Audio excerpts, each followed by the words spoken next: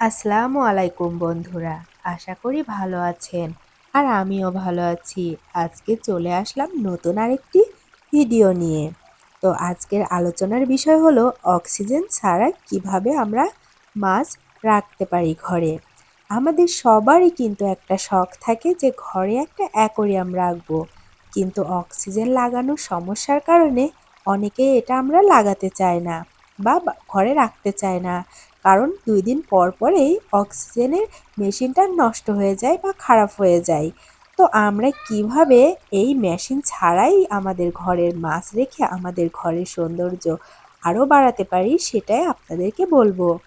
আমার এই অ্যাকোরিয়ামটা দেখছেন, এটা কিন্তু কোনো প্রকারের অক্সিজেন নেই। তো এটা আমি কিভাবে রেখেছি সেটাই আপনাদের কাছে শেয়ার করতে এসেছি। তো সর্বপ্রথম আপনাদের যেটা করতে হবে সেটা হলো একটা বড় অ্যাকোরিয়াম নিতে হবে। অ্যাকোরিয়ামটা ২ ফিট হলে বেশি ভালো হয়।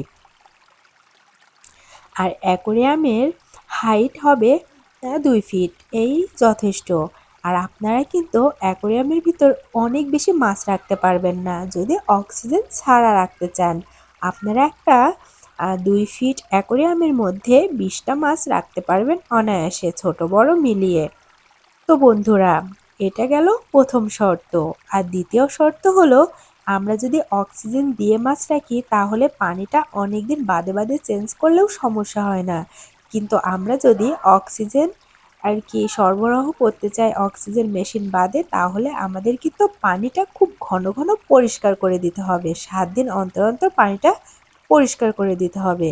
কেননা অক্সিজেনের পানির মধ্যে যদি নোংরা মিশে যায় খাবার থেকে বা ওদের মল থেকে, যে পানিটা ঘোলা হয়ে যায়, এতে কিন্তু পানির মধ্যেকার যে অক্সিজেন সেটা কিন্তু অনেকটাই কমে আসে। এই জন্য আমাদের ৭ দিন অন্তর অন্তর পানিটা চেঞ্জ করতে হবে। এটা গেল দ্বিতীয় শর্ত। আর ৩ নম্বর শর্ত হলো মাছগুলাকে খুব বেশি পরিমাণে খাবার দেওয়া যাবে না।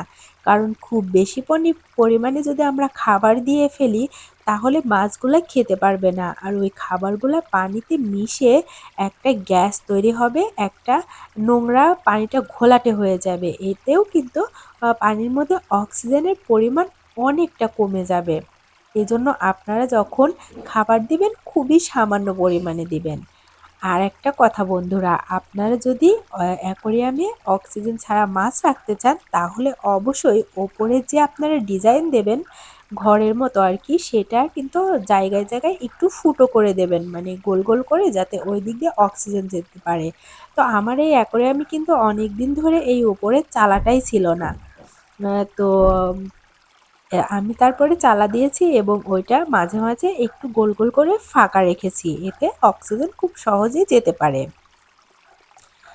তো এটাই হলো আমার অ্যাকোরিয়ামে আমি কিভাবে মাছ রাখি সেটা আপনাদের সাথে শেয়ার করলাম। তো বন্ধুরা, আমার ভিডিও যদি আপনাদের ভালো লেগে থাকে অবশ্যই একটা লাইক করবেন আর কমেন্ট করতে কিন্তু ভুলবেন না। আর প্লিজ প্লিজ বন্ধুরা, আপনারা একটা সাবস্ক্রাইব করে দিয়েন। আপনাদের একটা লাইক, একটা কমেন্ট আর একটা সাবস্ক্রাইবই কিন্তু আমার সামনে এগিয়ে যাওয়ার অনুপ্রেরণা। তো বন্ধুরা, আমার চ্যানেলে কিন্তু আরো অনেক মজার মজার শিক্ষণীয় ভিডিও দেওয়া আছে। আমি সাধারণত খরগোশ রিলেটেড ভিডিও দিয়ে থাকি। খরগোশ পালন করতে চাইলে অবশ্যই আমার ভিডিওগুলো দেখে আসতে পারেন। আর একটা কথা, আমার চ্যানেলে কিন্তু অনেক সুন্দর সুন্দর শর্টস ভিডিও দেওয়া আছে, আপনারা চাইলে ওগুলোও দেখতে পারেন। অনেক ছোট ছোট কিউট কিউট খরগোশের, তারপরে টিয়া পাখির অনেক কিছুর ভিডিওই শেয়ার করা আছে। তো আজকের মতো এই পর্যন্ত, আবার দেখা হবে নতুন কোনো টপিকে, নতুন কোনো ভিডিও নিয়ে। আল্লাহ হাফেজ।